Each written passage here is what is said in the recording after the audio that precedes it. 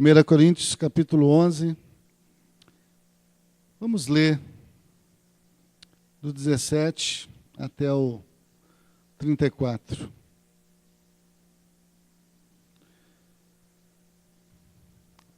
Amém? Essa carta que o apóstolo Paulo escreve aos Coríntios é uma carta onde ele está respondendo para a igreja várias situações que ele se havia sido informado que estava acontecendo com a igreja do Senhor ali em Corinto. Então, quando ele escreve essa carta, ele escreve com o propósito de orientar aqueles irmãos acerca da verdade. Alertar, exortar e estar estimulando aqueles irmãos a estarem realmente andando segundo a vontade e a palavra do Senhor. E nessa parte aqui, com relação do versículo 17 a 34, especificamente ele está então tratando desse momento da igreja, o momento da ceia, o momento onde a igreja estava se reunindo para relembrar essa ordenança que Jesus havia deixado, que a ceia do Senhor é uma das ordenanças que Jesus deixou para a igreja. Olha, fazer isso todas as vezes que reunidos em memória de mim. Então Jesus, ele celebrou a ceia ali antes de ser preso, antes de ser torturado, com seus discípulos, e aí ele ensinou isso aos seus discípulos, que eles deveriam estar relembrando daquele momento, porque o relembrar daquele momento estaria trazendo à memória deles as palavras do Senhor Jesus e aquilo que Jesus havia feito por eles ali na cruz. Então nós vamos estar pensando um pouquinho nessa noite sobre como nós nos aproximamos do Senhor, como nós temos nos aproximado do Senhor para participar da ceia, como tem sido a minha vida, a minha experiência com relação a isso. Amém? Então vamos ler. Nisto, porém, que vou dizer-vos, não vos louvo, porque vos ajuntais não para melhor, senão para pior. Porque, antes de tudo, ouço que, quando vos ajuntais na igreja, há entre vós dissensões, e em parte o creio. E até importa que haja entre vós heresias, para que os que são sinceros se manifestem entre vós. De sorte que, quando vos ajuntais num lugar, não é para comer a ceia do Senhor, porque, comendo, cada um toma antecipadamente a sua própria ceia. E assim, um tem fome e o outro embriaga-se. Não tendes, porventura, casas para comer e para beber? Ou desprezais a igreja de Deus e envergonhais os que nada têm? Que vos direi? Louvar-vos-ei, nisso não vos louvo. Porque o que eu recebi do Senhor, e também vos ensinei, que o Senhor Jesus, na noite que foi traído, tomou o pão, e tendo dado graças, o partiu e disse: tomai, comei, isto é o meu corpo, que é partido por vós. Fazei isto em memória de mim. Semelhantemente também, depois de cear, tomou o cálice, dizendo: este cálice é o Novo Testamento no meu sangue. Fazei isto todas as vezes que beberdes em memória de mim. Porque todas as vezes que comerdes este pão e beberdes este cálice, anunciais a morte do Senhor, até que venha. Portanto, qualquer que comer este pão, ou beber o cálice do Senhor indignamente, será culpado do corpo e do sangue do Senhor. Examine-se, pois, o homem a si mesmo, e assim coma deste pão e beba deste cálice. Porque o que come e bebe indignamente, come e bebe para a sua própria condenação, não discernindo o corpo do Senhor. Por causa disso, há entre vós muitos fracos e doentes, e muitos que dormem. Porque se nós nos julgássemos a nós mesmos, não seríamos julgados.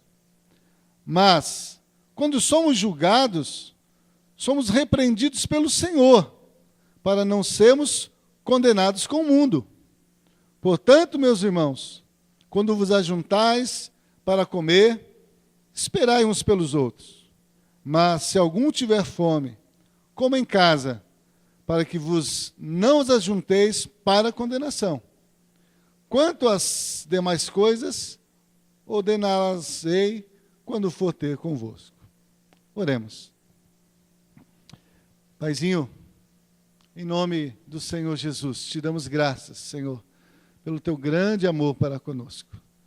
Porque sendo nós ainda pecadores, ó Pai, o Senhor nos amou tanto que, ó Deus, enviou o seu próprio Filho, Senhor, para viver aqui neste mundo como homem e, ó Deus, morrer ali naquela cruz. Ó Deus, a morte que era destinada a nós, ó Pai. Ele se fez pecado em nosso lugar, para que a condenação que era para nós, Senhor, ó Deus, fosse sobre ele, Senhor, fazendo-se maldição, ó Deus, em nosso lugar. E, ó Deus, mas graças a Deus, porque ele ressuscitou ao terceiro dia, e nós cremos que também ressuscitamos com ele, Senhor. E hoje vivemos, ó Pai. Não mais nós, mas vivemos porque ele vive em nós.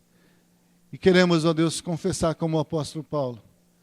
Queremos viver agora, Senhor, pela fé dele, do Filho de Deus, que nos amou e se entregou por nós. Então, Senhor, prevaleça com a tua palavra em cada coração. Em nome de Jesus. Amém. Amém.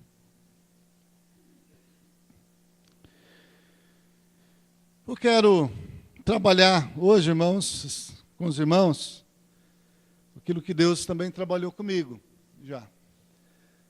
Saiba que sempre quando eu venho aqui, é porque a espada já entrou em mim.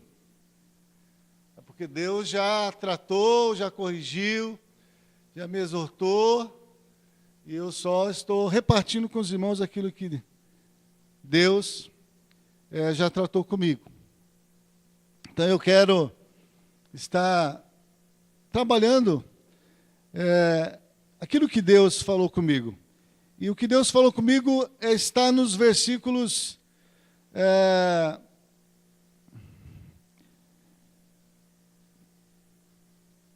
27, 28 e 29. Até o 30. Diz assim: portanto, qualquer que comer este pão, ou beber o cálice do Senhor, indignamente, será culpado do corpo e do sangue do Senhor. Examine-se, pois, o homem a si mesmo, e assim coma deste pão e beba deste cálice. Porque o que come e bebe indignamente, come e bebe para a sua própria condenação, não discernindo o corpo do Senhor. E qual é a consequência quando nós participamos da ceia do Senhor indignamente, não discernindo o corpo do Senhor? Olha a causa. Por causa disso, há entre vós muitos fracos, doentes. Aqui usa a palavra dorme, mas em algumas traduções diz morreram. Já morreram. Examine-se, pois, o homem a si mesmo.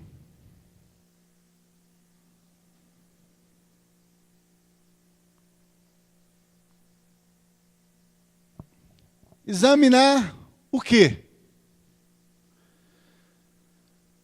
Paulo, quando escreve, ele começa exortando a igreja que aquele momento de ceia que eles participavam de refeição junto não era a do Senhor. Olha, essa ceia, essa reunião de vocês não é aquilo que o Senhor ensinou. Não é essa não é de Deus. Por quê? Porque quando vocês se reúnem pensando cada um em si mesmo. Vocês não se reúnem com o propósito de adorar a Deus, de amar a Deus em primeiro lugar e sobre todas as coisas, e com o propósito também de amar o seu próximo. Porque quando vocês chegam, vocês comem, se embriagam e não se preocupam com aqueles que não têm o que comer ou com o que beber. E ele fala, isso não foi o que o Senhor ensinou.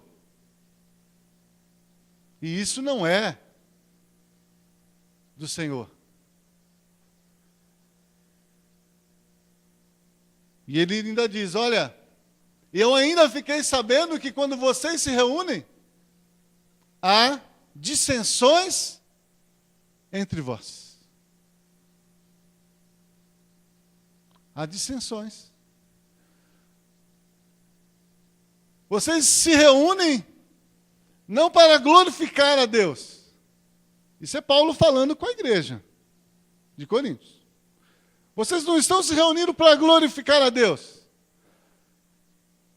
para abençoar, mas vocês estão se reunindo para julgar, para condenar, para querer se sobressair, para querer estar se colocando numa posição superior aos outros. Vocês falam mal uns dos outros. Vocês não estão falando a verdade. Vocês estão com heresias. E aí ele vai dizer. E é bom que isso aconteça. Porque quando isso acontece, então, é que vai aparecer quem verdadeiramente é do Senhor e quem ainda não é do Senhor.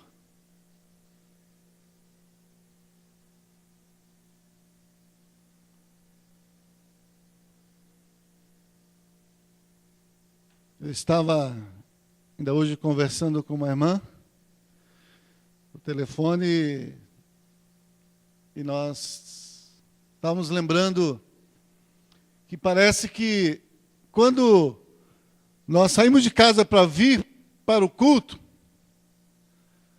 parece que nós colocamos uma máscara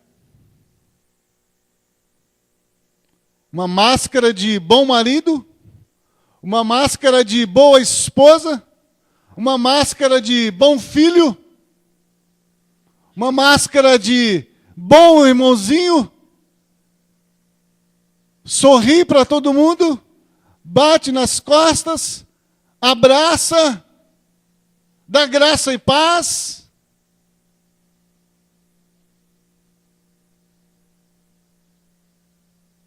Quando, na verdade, o nosso coração não está sendo verdadeiro.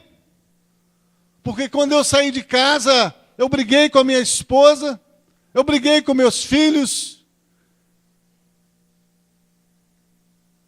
eu não perdoei aquela pessoa que me ofendeu, eu não suportei as fraquezas daqueles que talvez estão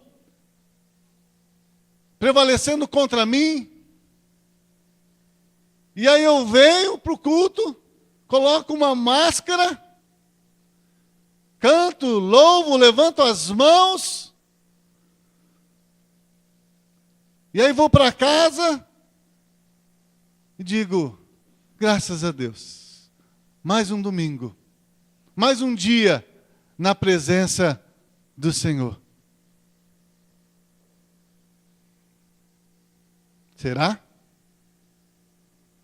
Será que foi mais um dia na presença do Senhor?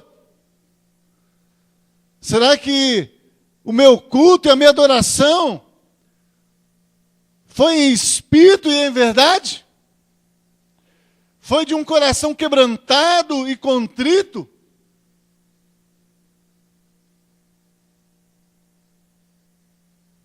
É isso que Paulo estava chamando a atenção, irmãos, da igreja. Eles achavam que, quando eles se reuniam, eles participavam da mesa do Senhor. Mas na mesa do Senhor, não há mentira, não há falsidade, não há maldade, não há descaso, não há desprezo, não há falta de amor, não há falta de perdão. Na mesa do Senhor, o Senhor tem delícias para nós. O Senhor tem paz para o nosso coração. O Senhor tem palavras de verdade, palavras que libertam. E era isso que Paulo estava chamando a atenção daquela igreja. Fala, não é isso que eu aprendi. Eu aprendi do Senhor que na noite em que ele foi traído, ele tomou o pão. E ele deu graças a Deus, e ele partiu o pão. E aquele pão ali representava o sacrifício de Jesus pelos pecadores, por aqueles que não mereciam, para aqueles que não eram dignos.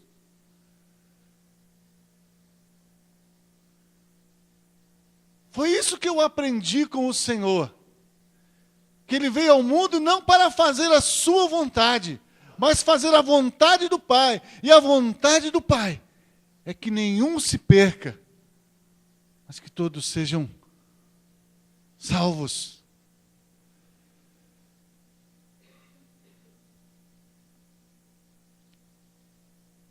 Portanto, qualquer que comer este pão e beber o cálice do Senhor indignamente, será culpado do corpo e do sangue do Senhor Jesus. Examine-se, pois, o homem a si mesmo, e assim coma deste pão e beba deste cálice. Maravilhoso, irmãos, da palavra do Senhor, que Deus é um pai que ama seus filhos e corrige os seus filhos. E Ele não corrige para destruir, para afastar os seus filhos dele. Não, é uma correção que tem o propósito de fazer com que eles se convertam dos seus pecados para Ele. Quando Ele nos corrige, Ele não nos expulsa da sua presença. Não, Ele nos corrige com amor, porque Ele quer que nós reconheçamos os nossos erros, os nossos pecados, e nos arrependamos deles. Quando Paulo aqui escreve, no versículo 28, examine-se, pois, o homem a si mesmo, e assim coma desse pão e beba desse cálice. O que Paulo estava querendo tratar com aquela igreja, com aqueles irmãos, era isso. Vocês não estão prestando um culto verdadeiro. Vocês não estão vivendo em comunhão com o Senhor. Porque a Bíblia diz que aquele que não ama o irmão a quem vê, não pode amar a Deus a quem não vê. Aquele que diz que ama o irmão a quem não vê, que não ama o irmão a quem vê e ama a Deus, é mentiroso. É mentiroso. Então, quando Paulo diz, olha, examine-se, pois, o homem a si mesmo. É você olhar para você mesmo. É você olhar para as suas atitudes. Você olhar para o seu coração. Como o salmista disse para o Senhor, Senhor, esquadrinha o meu coração. Senhor, e vê se há em mim algum caminho mau. A igreja se reunia ali para olhar os outros, olhar o erro dos outros, olhar o pecado dos outros. mas que o Paulo vem tratar com eles, olha, examine você mesmo, para ver se há um caminho mau, há iniquidade no seu coração, há pecado. A pastor Ani hoje deu a definição de pecado. O que é pecado?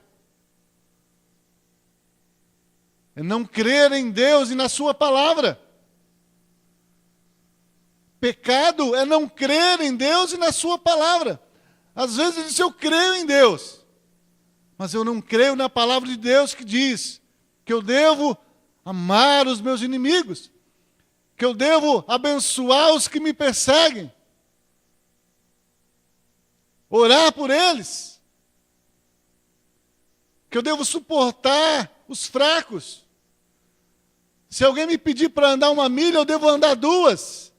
Se alguém me ofender a minha face, eu devo oferecer o outro lado. Essas palavras do Senhor Jesus, elas não são palavras figuradas, não. Elas são palavras que nós devemos todos os dias, precisamos todos os dias colocar em prática, irmãos. É olhar para mim mesmo, onde eu tenho falhado, onde eu tenho errado, e me arrepender dos meus pecados. Se você for pegar as primeiras mensagens que Jesus pregou, os discípulos pregaram, João Batista também pregou. João Batista, ele pregava o arrependimento. Quando, abra a sua Bíblia lá em João, capítulo,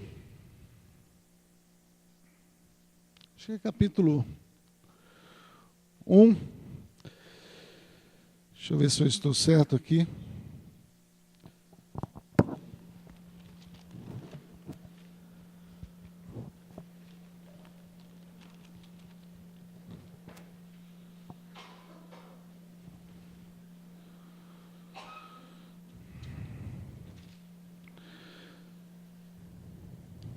Deixa eu achar aqui. É João? Não, acho que foi... O texto é outro. Eu tinha anotado. É Mateus, irmãos, perdão. Mateus, capítulo 3.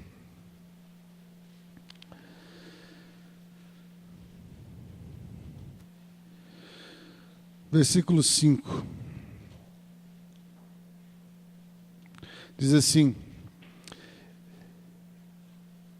então ia ter com ele, Mateus 3,5. Então ia ter com ele em Jerusalém e toda a Judéia e toda a província adjacente ao Jordão. E eram por ele batizados no Rio Jordão, confessando os seus pecados. E vendo ele muitos dos fariseus e dos saduceus que vinham ao seu batismo, dizia-lhes: raça de víboras, quem vos ensinou a fugir da ira futura? Produzir frutos dignos de arrependimento. Depois, no capítulo 4, versículos...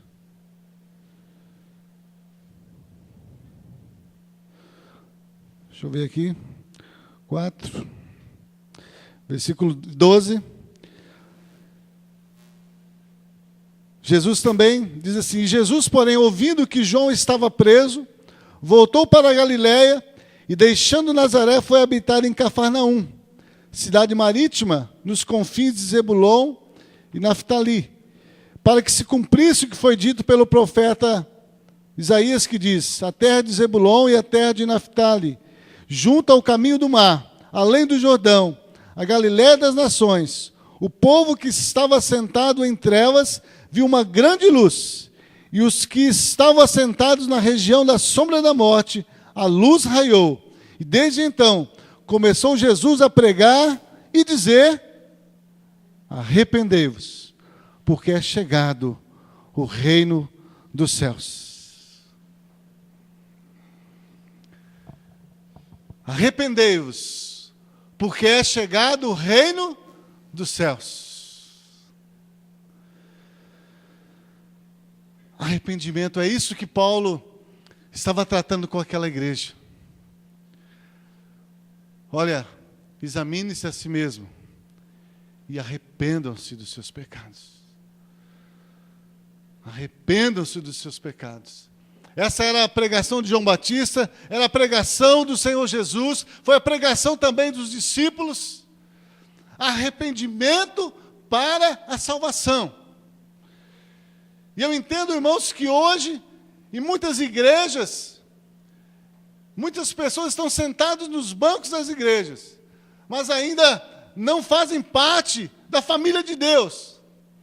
Porque o motivo que muitas vezes elas estão sendo trazidas diante de Deus não é um motivo verdadeiro, porque Jesus veio ao mundo. Eu estava assistindo um vídeo, e nesse vídeo os autores ali contam a história de uma igreja dos Estados Unidos, que começou a pregar a palavra, e diz que em poucos anos daquela igreja, ela passou a ter 200, se eu não me engano, 294 mil membros.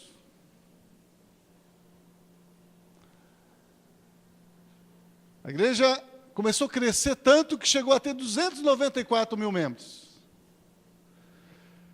Mas ao passar aproximadamente 10 anos, aquela igreja de 294 mil membros estava somente com 14 mil membros.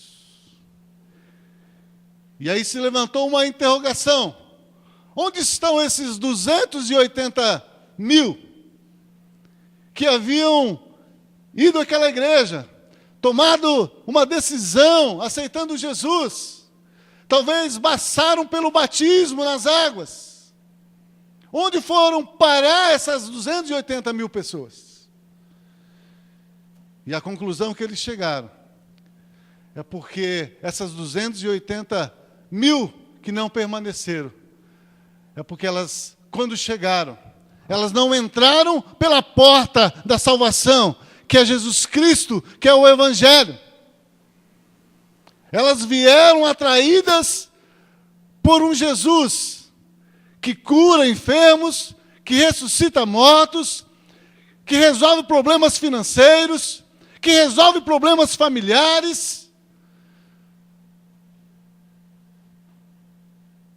Mas, com o passar do tempo, quando elas viram que os problemas continuaram, elas abandonaram a fé e ficaram decepcionadas com Deus, porque elas não tinham vindo e não tinham entrado no reino de Deus pela porta, que é o Evangelho. Por isso, Jesus enfatiza ali para Nicodemos a necessidade do nascer de novo, de nascer pelo Espírito, pela palavra de Deus, pela obra da cruz. Por isso Jesus enfatiza lá em Mateus capítulo 6, para nós buscarmos em primeiro lugar o reino de Deus e a sua justiça, e as demais coisas vos serão acrescentadas. Muitas vezes, irmãos, nós estamos sentados no banco da igreja, não porque nós reconhecemos que somos um pecador, somos um miserável, que precisamos da graça de Deus nas nossas vidas, para mudar o nosso coração. Mas nós estamos na presença de Deus, estamos participando do culto, porque às vezes vimos um milagre, vimos um testemunho, estamos esperando uma bênção. Mas o maior milagre que Deus e Jesus Cristo pode fazer na minha vida e na sua vida é a regeneração da nossa alma, do nosso espírito, nos dando um novo coração. E isso só é possível, irmãos, pelo Evangelho. Muitas pessoas têm entrado para as portas da igreja e às vezes têm ficado decepcionadas com Deus, com a igreja, com o pastor, com os amigos. É porque o Evangelho que está sendo apresentado para elas não é o evangelho do reino de Deus. Não é o evangelho onde se prega a necessidade de arrependimento, porque todos nós somos pecadores. Como diz lá em Romanos 3:23, todos pecaram. Todos somos pecadores. Não há um justo sequer. Não há um que busca a Deus. Não há um que pode fazer o bem. Todos se desviaram.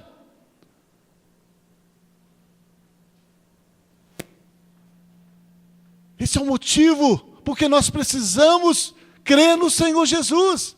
Esse é o motivo porque nós devemos estar em comunhão com Deus, em comunhão com a sua palavra. Porque nós somos pecadores, irmãos. E precisamos todos os dias da graça de Deus, da justiça de Deus, das nossas vidas, para nós não sermos condenados. E é isso que o apóstolo Paulo está dizendo aqui, àqueles irmãos. Vamos voltar lá em 1 Coríntios.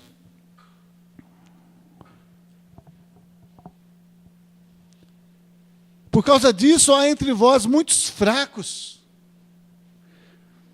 e doentes, e muitos que morrem, já morreram.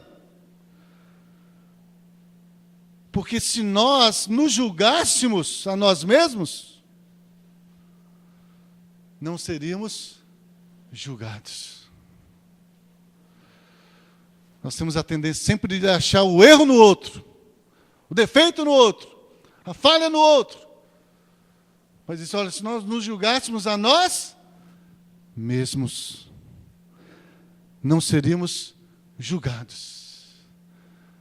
Mas como você não é capaz de julgar a si mesmo, então Deus vem e nos julga pela tua palavra.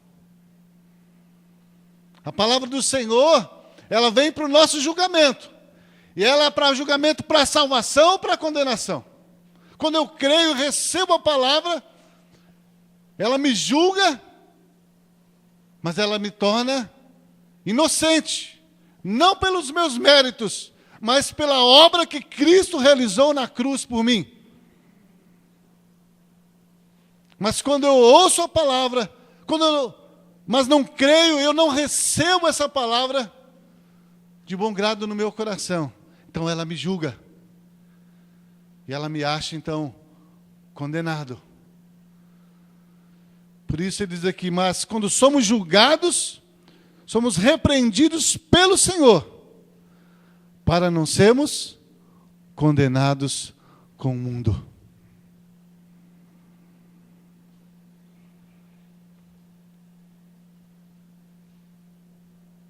Por isso que Isaías vai dizer, se eu não me engano é Isaías, se alguém pode me ajudar. Se hoje ouvires a voz do Senhor, não endureçais o vosso coração. E ali, quando Deus deu essa palavra, Ele estava se referindo ao povo de Israel, que havia recebido a palavra do Senhor lá no Egito. Olha, eu vou tirar vocês daqui do Egito, da escravidão, desse jugo, e vou levar vocês para uma terra boa, para uma nova vida, uma terra que emana leite e mel. Mas o que aconteceu? O povo não recebeu a palavra do Senhor de bom grado. E durante a caminhada dos 40 anos no deserto, eles murmuraram. Eles não creram no Senhor.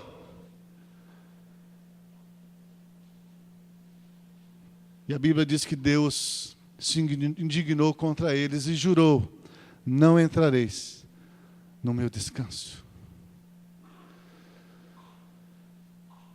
Quantas vezes Deus tem enviado essa palavra de salvação? Crer no Evangelho. Crer em Jesus Cristo e você vai ser salvo. Mas nós não temos recebido essa palavra. Às vezes até recebemos com alegria, mas quando a gente sai daqui, as preocupações, as adversidades, as lutas, acabam vindo e sufocando a palavra de Deus no nosso coração.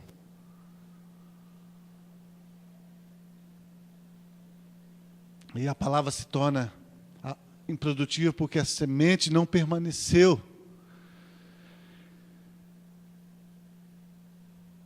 Por que você veio aqui nessa noite? Por que você deseja participar da ceia do Senhor?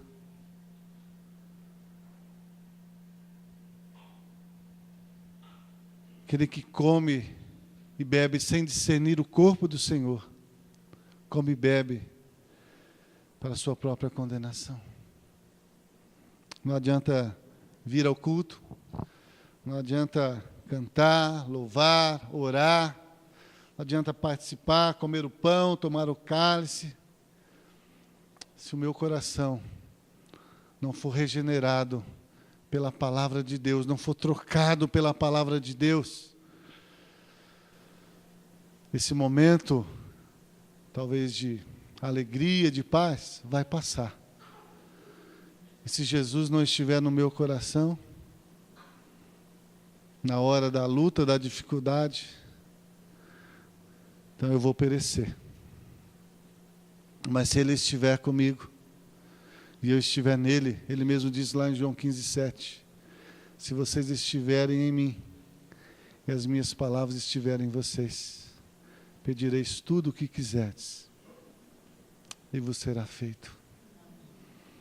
Não adianta vir para o culto, para querer resolver o problema do seu casamento, não adianta vir para o culto para querer resolver seus problemas financeiros, não adianta vir para o culto para querer resolver seu problema com vício, com pecado. Culto, oração, ler a Bíblia, nada disso vai resolver.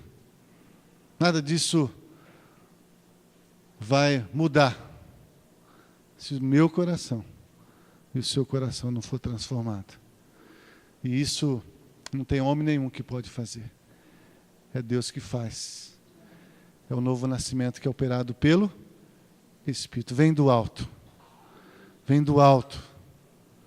Quando nós cremos em Jesus, não porque Ele vai resolver meus problemas, porque Ele vai me ajudar a ser uma pessoa melhor, saber lidar com a minha esposa, com meu esposo, com meus filhos, não. Eu creio em Jesus, porque eu reconheço que eu sou um pecador. Como o apóstolo Paulo diz, miserável homem que sou. Quem poderá me livrar do corpo dessa morte? Quem? Quem poderá? Ele mesmo responde, graças a Deus. Vamos abrir lá? Romanos 7. Miserável homem que sou. O verso 24, né? Quem me livrará do corpo dessa morte? Dou graças a Deus por Jesus Cristo, nosso Senhor. Assim como eu mesmo, com o entendimento, sirvo a lei de Deus, mas com a carne, a lei do pecado. Portanto, nenhuma condenação há para os que estão em Cristo Jesus, que não andam segundo a carne, mas segundo o Espírito. Que não andam segundo a carne, mas segundo o Espírito. Quando eu creio em Jesus desta maneira, então verdadeiramente eu sou salvo. Eu sou salvo da condenação, do pecado, sou salvo de mim mesmo, sou salvo da escravidão, do pecado, sou salvo para ter a vida eterna, porque a vida eterna é Jesus Cristo em nós.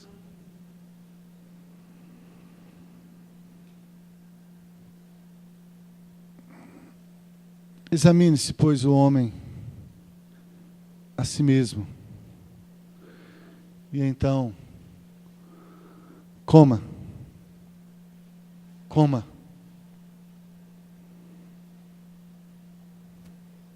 Se você tem errado, se você tem falhado, se você tem comido indignamente, se o seu culto não tem sido verdadeiro em espírito e em verdade, então a palavra é essa. Examine-se. E arrependa-se. Arrepender-se é voltar-se para Deus. Não continue seguindo mais nesse caminho que você tem seguido, porque é um caminho de morte. Mas venha para Jesus, porque Ele é o caminho. Ele é a verdade. E Ele é a vida. E lá em 1 João, ele vai dizer: quem tem o Filho tem a vida, mas quem não tem o Filho não tem a vida. Talvez você é até membro dessa igreja, está aqui há 1 ano, 5 anos, 10 anos, talvez 20 anos, mas ainda não experimentou essa regeneração. Seu coração é cheio de maldade, de maledicência, de engano, de mentira.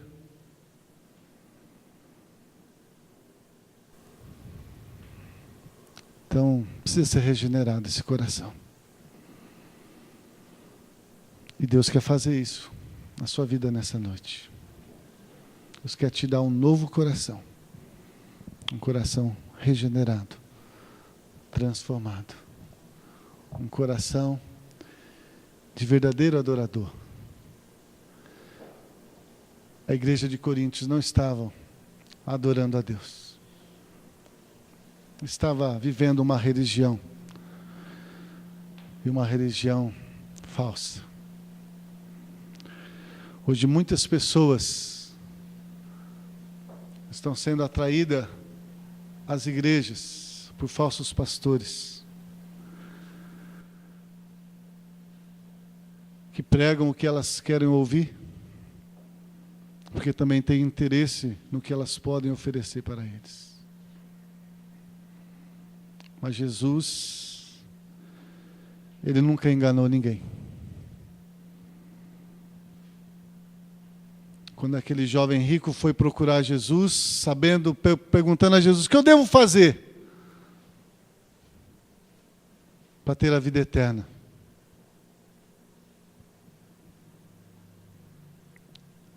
Jesus foi bem claro. Disse para ele: você não conhece os mandamentos? Guarda, obedece os mandamentos.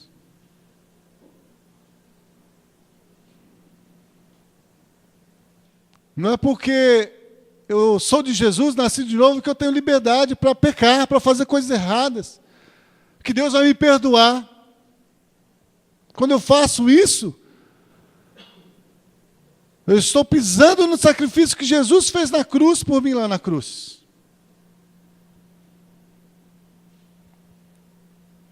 Aquele jovem rico disse: Senhor, eu tenho feito tudo isso. Mas ali Jesus não disse todos os mandamentos para ele. Não matarás, não roubarás, vai honrar o pai e a mãe. Jesus falou alguns mandamentos para ele. Mas Jesus não falou o principal. E foi pelo principal, e aqui ele foi embora triste. Quando ele disse: Senhor, eu tenho guardado tudo isso. Então Jesus falou: olha, então só te falta uma coisa. Vai, vende tudo o que tens, dá aos pobres. Depois vem e siga-me.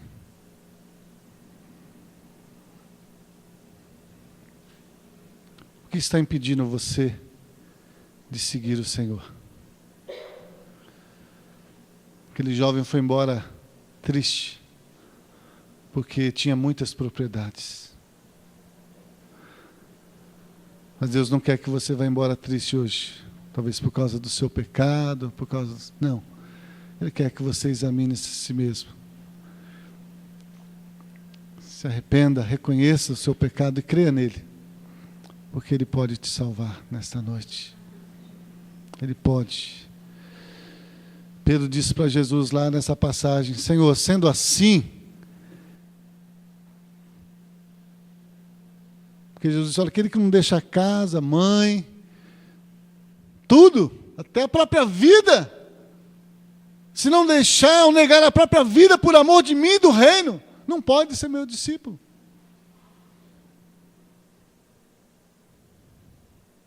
Muitos deixaram Jesus. Pedro perguntou para o Senhor: Senhor, esse discurso do Senhor é muito duro. Sendo assim, quem vai poder ser salvo? E Jesus respondeu: aquilo que é impossível aos homens é possível para Deus.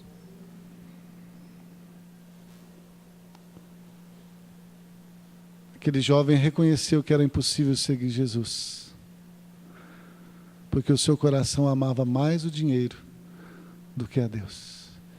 Ele podia até guardar os outros mandamentos, mas ele não amava a Deus sobre todas as coisas.